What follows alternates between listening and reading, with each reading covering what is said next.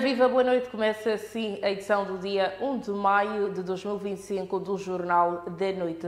A Ministra do Trabalho, Gênero e Ação Social, Ivete Alane, diz que este ano o salário mínimo no país só será reajustado caso o desempenho da economia nacional registre melhorias até o segundo semestre. A governante deixou este aviso na manhã de hoje depois de depositar uma coroa de flores na Praça dos Heróis no âmbito do Dia Internacional do Trabalhador. Enquanto isto, os trabalhadores representados por Alexandre Munguamba, secretário-geral da OTM, Central Sindical, exigem um salário mínimo base de 43 mil meticais contra os atuais 8.758 meticais.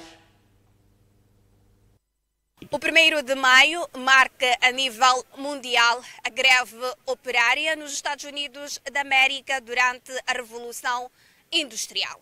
Em Moçambique, a Ministra do Trabalho, Gênero e Ação Social, Ivete Alane, procedeu com as cerimônias centrais do Dia Internacional do Trabalhador. Momentos depois do ato, aqui na Praça dos Heróis Moçambicanos, Alane falou sobre os principais temas que preocupam a ala trabalhadora. Por exemplo, o subsídio social, o despedimento na mineradora Vulcan e também sobre o salário mínimo de Moçambique. As negociações de salário mínimo são feitas de forma tripartite. Uma negociação que envolve os empregadores, os trabalhadores e o governo. E, em função desta situação socioeconómica, que é do conhecimento de todos, chegou-se a um acordo tripartite de que se devia adiar o início do processo da negociação salarial até que as condições económicas assim o permitam. Portanto, isto não é uma coisa nova. Acho que todos nós vivemos essa situação durante a Covid-19, em que foi adiado para este ano. Nós estamos a adiar o início deste processo para o segundo semestre, dependendo da avaliação das condições económicas do país. Nós temos estado a trabalhar com a Vulcan já desde o ano passado, com vista a assegurar que haja menos despedimentos possíveis e, caso haja necessidade de haver os despedimentos, que sejam respeitados toda a legislação laboral sobre o Temos conhecimento que temos estado a trabalhar com a Vulcan desde o ano passado, quando eles anunciaram estes despedimentos.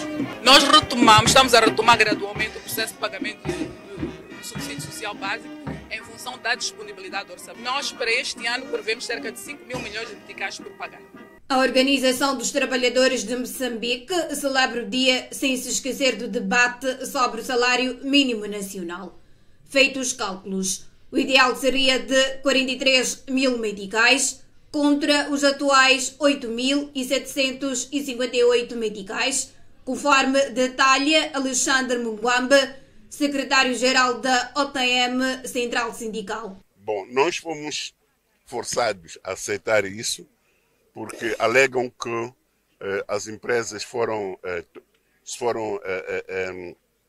sabotadas e que eles tiveram que despedir muitos trabalhadores, mas nós continuamos a dizer que não estamos satisfeitos, portanto, com esta posição, porque o custo de vida é bastante elevado. E se fosse por vontade deles, era que este ano não se mexesse os salários. Nós batemos com o pé, dissemos que não, é preciso que se mexa o salário, por um lado. Por outro lado, é preciso que trabalhemos para reenquadrar os trabalhadores que perderam os seus postos de trabalho. É preciso também que trabalhemos no sentido de criar novos postos de trabalho. Não estamos a dizer de forma alguma que as empresas devem pagar um salário mínimo de 43 mil meticais. Estamos a dizer que aquilo que é a cesta básica para uma família de 5 pessoas neste momento custa no mercado 43 mil meticais. Se considerares que a família moçambicana é constituída em média por 5 pessoas. São as contas que são feitas, que qualquer um pode fazer. Se der volta pelo mercado, vai ver que os preços são bastante altos e aquilo que é salário que foi aprovado, portanto, nos anos anteriores, não comporta a atual cesta básica. Portanto, depois das manifestações, o assunto piorou. Claro que piorou. Piorou no emprego, piorou no custo de vida, e piorou na disciplina laboral, piorou na disciplina social também. De recordar que dados do inquérito sobre orçamento familiar de 2022 aponta que a taxa de desemprego em Moçambique situa-se em 18,4%. Entretanto, o governo propõe-se a reduzir para 17% até 2029. Com imagens de Américo Chauk, Cecília Langa para MBC. Por ocasião do 1º de maio, o Presidente da República, Daniel Chapo, enviou uma mensagem de reconhecimento, solidariedade e apelo à responsabilidade coletiva num contexto particularmente desafiante para a economia e o tecido social do país.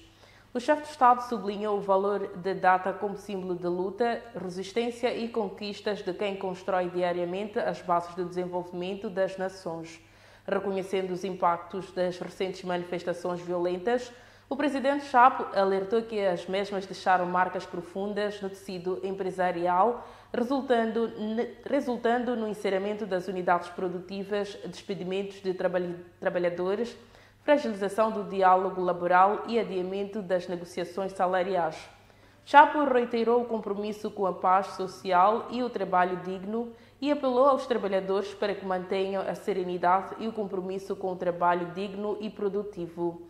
O Presidente da República exortou a proteção das empresas como motores de produção e de produtividade e de oportunidade e ainda fez um pedido aos empregadores de responsabilidade e solidariedade, destacando que, apesar das dificuldades, o Governo está a implementar medidas para relançar a economia e proteger os mais vulneráveis. Prosseguimos com o Jornal da Noite. O secretário de Estado da Indústria e Comércio, António Grispos, acredita que a estabilidade política e as recentes medidas anunciadas pelo Governo de apoio aos agentes econômicos que foram afetados pelas manifestações violentas que seguiram ao anúncio dos resultados das eleições de 9 de outubro passado. Cerca de 7 meses depois do evento, que marcou profundamente o país, o Governo anunciou uma linha de financiamento aos agentes econômicos diretamente afetados, o que para António Grispos, secretário de Estado da Indústria e Comércio, é um fator determinante para a retoma e estabilização da economia. As coisas estão a ficar no seu normal, já se circula à vontade, a economia está a caminhar para o seu desempenho bom. Essas medidas que nós tomamos vão seguramente trazer impacto. Acredito que nos próximos quadrimestres Moçambique vai registrar um crescimento positivo. Não esperamos agora, mas as bases estão lançadas para nós invertermos a tendência dos últimos 6 meses em função do que sucedeu.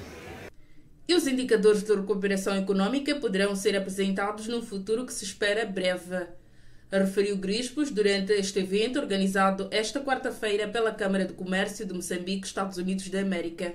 Vamos ter a primeira Banco Central e os outros vão fazer semestralmente, vão fazer a divulgação dos dados, né?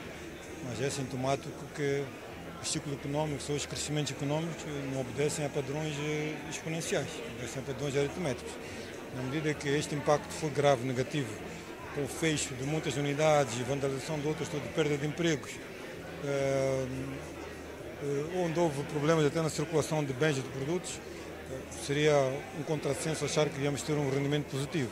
Dados governamentais indicam que as manifestações causaram prejuízo à economia nacional na ordem de 32,2 mil milhões de meticais e a perda de mais de 17 mil empregos.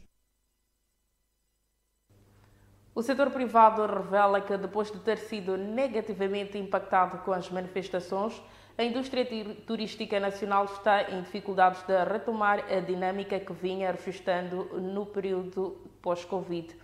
No primeiro trimestre deste ano, as taxas de ocupação hoteleira situaram-se entre 12% e 20%, o que para os empresários, os índices tornaram baixos os negócios e insustentáveis. É de crise em crise que a indústria nacional de turismo tem estado a sobreviver, revela o setor privado. Depois da Covid, operadores deste ramo confessam que estão com grandes dificuldades para se recuperarem dos abalos causados por manifestações pós-eleitorais, sendo a área da hotelaria a mais assolada. Neste momento, posso dizer de viva voz que o turismo continua, de facto, em grandes dificuldades. Não precisamos de olhar para longe, precisamos de olhar para aquilo que são as taxas de ocupação dos hotéis da cidade de Maputo. Estamos esperando situações de hotéis com uma taxa de ocupação, por exemplo, de 15%, 20% em média. Uma taxa de 20% de ocupação em média por mês não é suficiente, de facto, até para suprir aquilo que são os gastos, aquilo que são as despesas decorrentes da operação das unidades hoteleiras. A fragilidade da indústria hoteleira tem origem no fraco desempenho das agências de viagens, igualmente abaladas pela deterioração da imagem de Moçambique. Podemos olhar para o segmento das agências de viagens, por exemplo, que vivem daquilo que é do turismo em si. Vemos as agências de viagens também numa situação de rastros. Por quê? Porque não há realmente demanda. O país vive com dificuldades e essas dificuldades não podem ser desassociadas da própria realidade. Apostar na melhoria de infraestruturas de acesso constitui um dos principais desafios por ultrapassar, sugere o setor privado. A nível da hospitalidade, as pessoas quando chegam nos nossos aeroportos, o nível de atendimento não é aquele que nós gostaríamos. Nós assistimos no dia a dia que há um esforço enorme, mas ainda precisamos muito para chegarmos. Por outro lado, nós precisamos de perceber que Moçambique não está numa ilha. Nós vivemos num contexto regional. Estamos a concorrer com outros, com outros países. É preciso olharmos também como é que esses outros países vivem. Em Moçambique, a indústria do turismo consta entre os setores descritos pelo governo como estratégicos, com potencial de contribuir largamente para a redução e combate à pobreza. Mas estatísticas disponíveis revelam que este setor contribui com pouco mais de 2% no PIB, média considerada por operadores do ramo muito abaixo do que poderia dar à economia se merecesse atenção em investimentos estruturantes. Somos convidados a observar uma curta pausa. Voltamos dentro de instantes.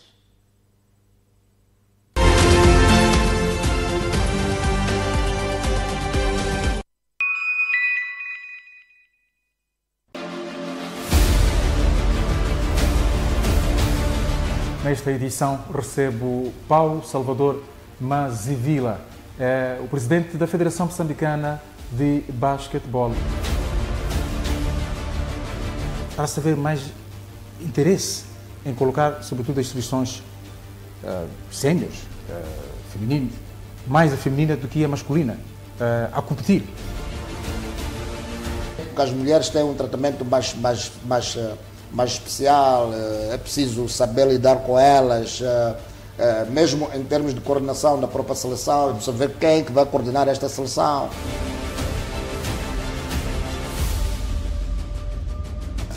Foi um alívio para vocês ter saído à direção de Gilberto Mendes? Foi. Eu nunca passei a falar disso, mas foi um alívio muito grande. Como é que o Fundo de Promoção Desportivo vai escolher equipamento para uma federação, para uma seleção nacional? Esse é o trabalho do Fundo de Promoção Desportivo? Não, não é. Nós temos que dar as especificações do equipamento, queremos equipamento deste género, e o Fundo de Promoção Desportivo, nessa altura, a Amélia Cabral comprava pijamas para a federação. Nós estamos cheios de pijamas. Eu acredito e espero, estou convicto que o Caifadinho vai fazer muito pelo desporto. Na calma dele, na humildade dele, já está fazendo. Escolheu a dedo o selecionador que apresentou nesta quarta-feira, Nazir Saleh. Como é que foi feita esta escolha? E porquê Nazir Saleh? Não temos mais ninguém neste país? Acompanhe logo após o Jornal da Noite, aqui na MBC TV.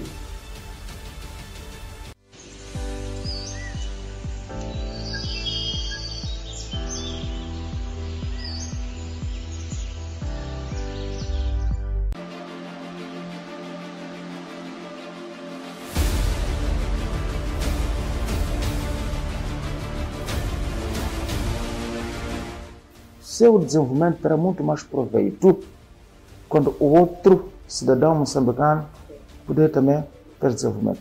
Porque se o outro não se desenvolve, mesmo o seu nível de desenvolvimento não vai lhe conferir estabilidade. Quais são as medidas que acha que deveriam ser tomadas para assegurar que Moçambique continue a avançar em direção a uma paz duradoura e ao desenvolvimento sustentável? O primeiro investimento tem que ser feito no sistema de educação. Porque o sistema de educação é estruturante. Porque ele produz quadros para todos os setores, que até amanhã estão na governação. Então, se alguém sai do processo educacional com defeitos até comportamentais, não tem a clareza dos valores, princípios, objetivos que orientam o Estado, e amanhã está num processo de direção do Estado, vamos assistir o mundo que estamos a ver hoje. Não é? Porque são esses elementos que vão nos orientar. Quando estamos a discutir as políticas, o que queremos alcançar com isso? Sim. E depois, eu repito muito isto, a planificação integrada, sabemos que, olha, este setor triunfa quando aquele outro setor contribuir nisto. Acompanhe logo após o Jornal da Noite, aqui na MBC-TV.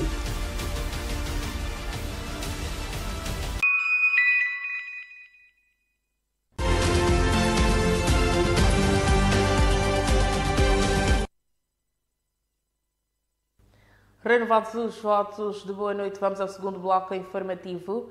Pensar que os estatutos da CTA estão acima da decisão dos tribunais é uma afronta ao Poder Judicial e à Constituição da República. Quem o diz é o advogado Alexandre Chevale, comentador do programa Linha da Frente da MBC-TV. Avaliando a polémica por volta das eleições da CTA, Chevale diz que, ao se mostrar contra a candidatura de Álvaro Massing à presidência da CTA, o presidente do Conselho Diretivo da agremiação colocou em causa a lisura do processo. A polêmica à volta das eleições da Confederação das Associações Econômicas de Moçambique foi um dos pontos de debate no programa Linha da Frente desta quarta-feira. Alexandre Chevale, advogado e comentador residente, começou por rebater a alegação de agendamento para a submissão de candidatura à presidência da CTA. É que o agendamento não pode ser visto como um requisito impeditivo, ou seja, se não cumprirmos com o agendamento, não é possível se apresentar à candidatura. É verdade, e diz bem o presidente atual do Conselho Diretivo da CTA, que os que compõem a Comissão Eleitoral são empresários e não funcionários da CTA, por isso é que é necessário fazer um agendamento para que, enfim, eles possam receber. Mas este requisito do agendamento não se pode sobrepor ao cumprimento do prazo, por exemplo. Aqui, neste caso, o mais importante é saber se a determinada candidatura cumpriu ou não o prazo de apresentação da candidatura. O causídico sugeriu a integração da Ordem dos Advogados de Moçambique do processo eleitoral para garantir a lisura do mesmo. Parece que era a altura da própria Ordem dos Advogados poder também filiar-se à CTA e não só para fazer parte desta associação, mas também e sobretudo para poder garantir lisura aos processos, garantir que se cumpram as normas. E parece que, enfim, a ausência dos advogados tem estado a criar essa problema. É verdade que pode existir um e outro advogado suportando uma ou outra candidatura, mas a entidade da Ordem dos Advogados, o envolvimento maciço dos advogados evitaria, obviamente, que se cometessem esses atropelos que nós vemos nos tempos que correm. Olhar para os pronunciamentos do presidente da mesa da Assembleia Geral da CTA.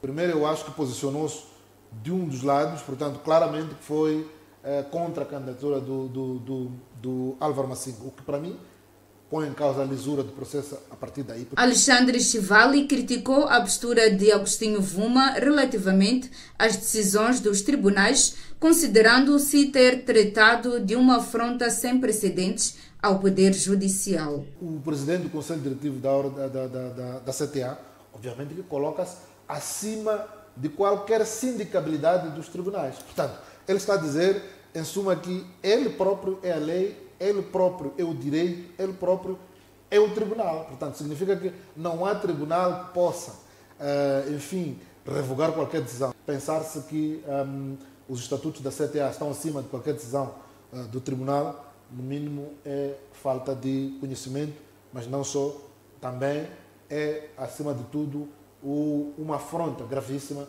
ao Poder Judicial.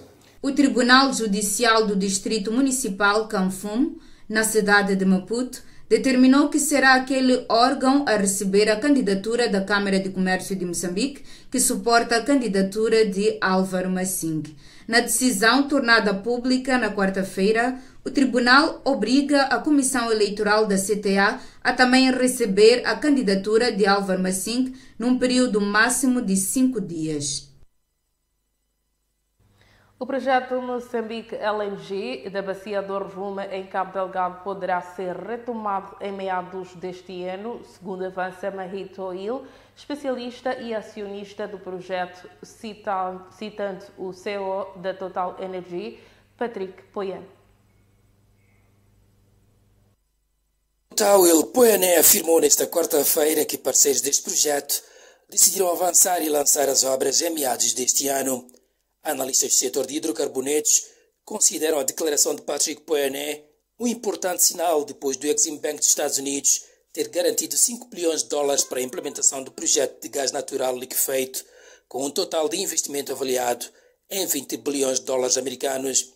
Towell detalha que em contacto telefónico com analistas, Poyané revelou que depois do sim dos Estados Unidos, o projeto espera ainda por outras aprovações de financiamento, nomeadamente do Reino Unido e dos Países Baixos, previsto para retomar a construção em finais de 2024 e iniciar a produção de gás em 2029. O projeto viu seu calendário alterado quando a maior companhia francesa de petróleo e gás confirmou que tinha de primeiro ser levantada a medida de força maior que ditou a paralisação do projeto há pouco mais de 2 anos. Ao abrigo do projeto do LNG, uma série de infraestruturas, incluindo unidades de geração de energia e indústria de processamento de gás natural, deverá ser implementada em terra na Bacia do Rovuma, na província de Cabo Delgado. O comércio bilateral entre Moçambique e China atingiu 5,6 mil milhões de dólares no ano passado.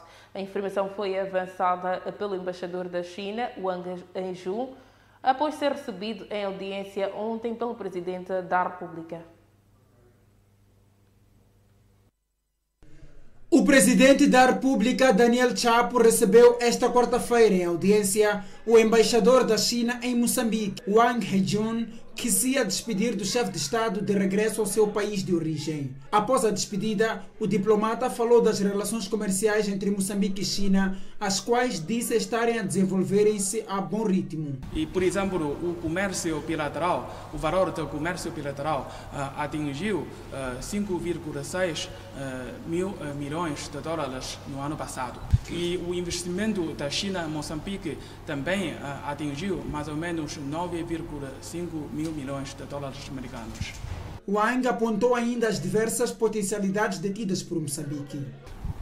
Eu acho que Moçambique tem muitos avanços e muitas potencialidades de desenvolvimento. Por exemplo, Moçambique tem uma localização muito vantajosa e porque vários países vizinhos têm que sair, têm que usar o porto aqui em Moçambique. Sobretudo, o estoque de gás natural de Moçambique está entre os maiores países do mundo. Entre os frutos das relações comerciais e políticas entre Moçambique e China, consta a ponte Maputo-Catembe, o edifício do Ministério dos Negócios Estrangeiros e Cooperação e a presidência. Vasta equipa da Mozambique Broadcasting Company celebrou o Dia Internacional do Trabalhador em Ambiente de Trabalho com fraternização. Parte dos colaboradores deixou ficar uma mensagem de inspiração nesta efeméride. É 1º de maio e a MBC-TV junta-se aos demais trabalhadores que vibram neste dia. Vamos entrar e perceber qual é o ambiente que está a ser vivido por esta equipe que está aqui a preparar informação para os telespectadores e internautas. Vamos?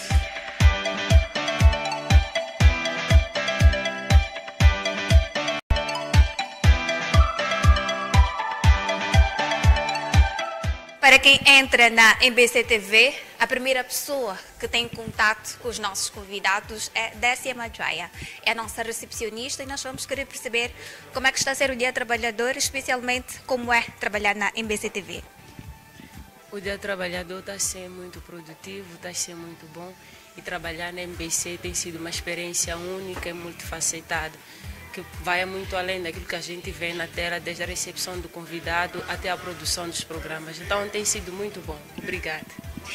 E deste lado está o nosso estúdio, onde tudo praticamente acontece. A MBC-TV comemora o Dia Internacional do Trabalhador pelo 2º ano consecutivo. É de se louvar. Estamos há pouco mais de um ano e graças à entrega e dedicação dos colaboradores conseguimos a visibilidade que temos. Então é uma honra fazer parte desta equipe jovem, é uma honra fazer parte da história da MBC-TV. E a nossa redação central é esta, onde a maior parte dos repórteres, cameramans e também editores se encontram para produzir as matérias que no final vão parar na tela do telespectador. Deste lado temos Rui Jets, é apresentador, jornalista e também cuida das nossas plataformas digitais. Rui Jets, como é que está a ser o Dia Trabalhador e como é ter essas todas as tarefas aqui na MBC-TV? Bom, o Dia Trabalhador está a ser bom. É verdade que, diferentemente dos outros que a esta altura estão a comemorar nas suas casas, nós estamos aqui devido à força do ofício. Enquanto os outros estão em casa, nós estamos aqui para garantir que a informação de qualidade, com rigor, chegue até lá a casa e é sempre um prazer estar aqui reunido com os colegas para juntos planificarmos o dia e produzirmos conteúdos que de facto vão contribuir para o desenvolvimento do país.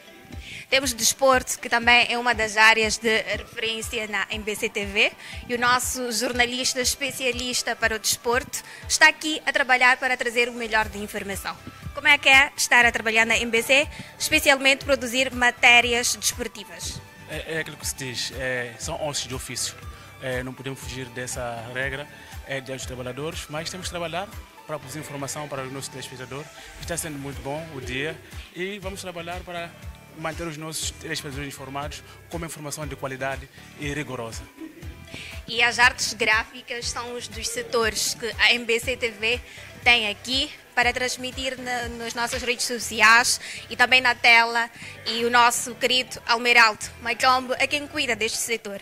Almeraldo, como é que é estar a produzir matérias gráficas para a MBC-TV?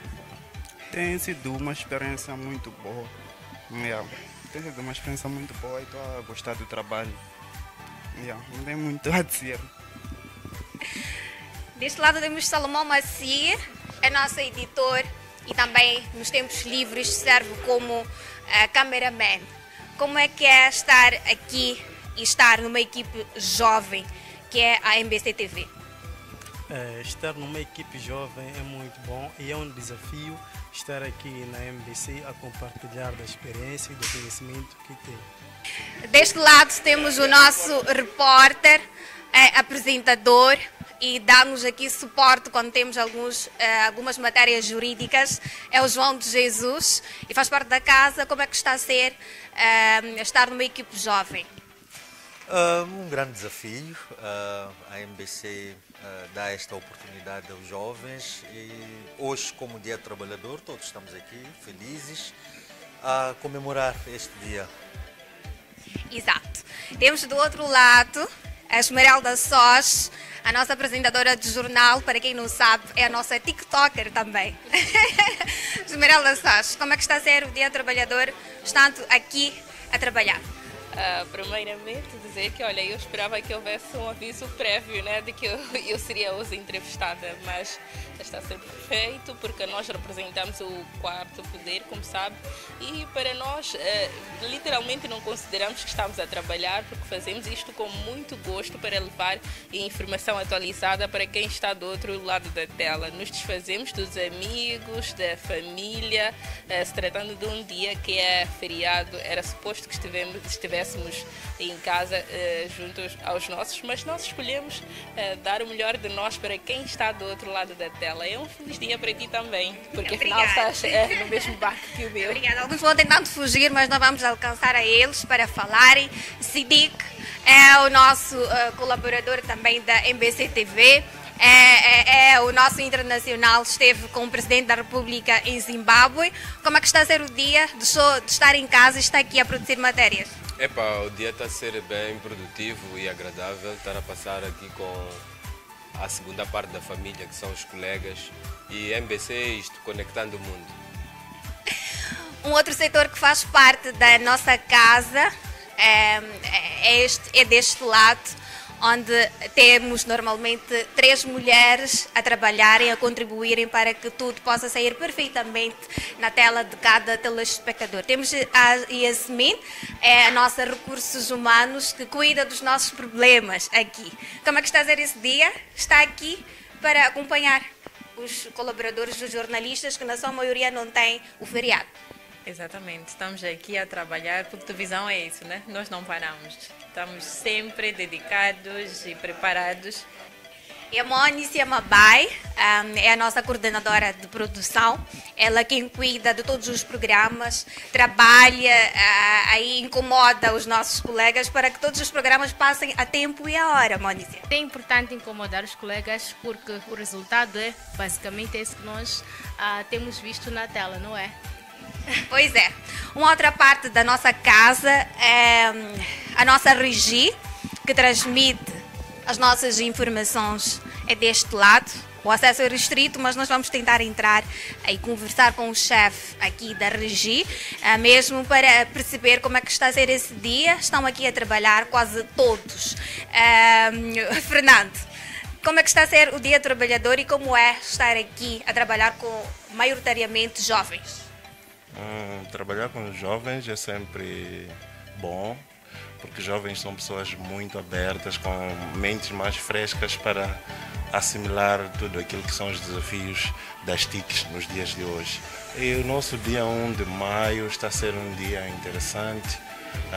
Primeiro ano da MBC, foi um ano de muitas lutas, muitos desafios. Esta é uma área sensível da nossa casa, não vamos ficar por muito tempo aqui deste lado. Vamos correndo para a nossa administração, lá onde todos os processos ocorrem, tudo que tem a ver com a área comercial, os nossos produtos, cada MBC TV. Enquanto os colegas vão trabalhando deste lado, nós vamos aqui tentar obter algum depoimento do nosso diretor comercial, que também aqui cuida de questões ligadas ao cumprimento não é, integral da nossa televisão. Gerson Ramos está aqui a acompanhar os jornalistas neste dia. Como é que está a ser integrar uma equipe jovem? Como é? Bom, antes de mais quero agradecer a oportunidade de estarmos um pouco descontraídos num dia tão especial que é o 1º de maio e dizer que é um privilégio liderar uma equipe composta maioritariamente por jovens e que estão sempre dispostos a vestir a camiseta ou a camisola, neste caso da MBC, e corrermos e trazer todo este protagonismo, toda esta energia e, acima de tudo, informação 24 horas por dia através das redes sociais, como também dos nossos canais tradicionais. Falo concretamente da TV Cabo e tem sido uma alegria. Exato, e são essas informações que nós queríamos partilhar com os telespectadores num dia que, apesar de ser feriado, a vasta equipe da MBC TV está aqui a trabalhar, está em mais um dia de trabalho, não há descanso, parte dos colaboradores ou dos repórteres já se fizeram à rua, já fizeram as suas matérias e agora vai seguir um momento de confraternidade. Faça com gosto, faça com entusiasmo e ainda faça com muita dedicação para nunca ter de trabalhar. É a mensagem deixada ficar pelos colaboradores da MBC Televisão. Nós fizemos assim a edição de quinta-feira do Jornal da Noite. Temos um encontro marcado amanhã quando forem pontualmente 20 horas. Estamos gratos pela atenção dispensada.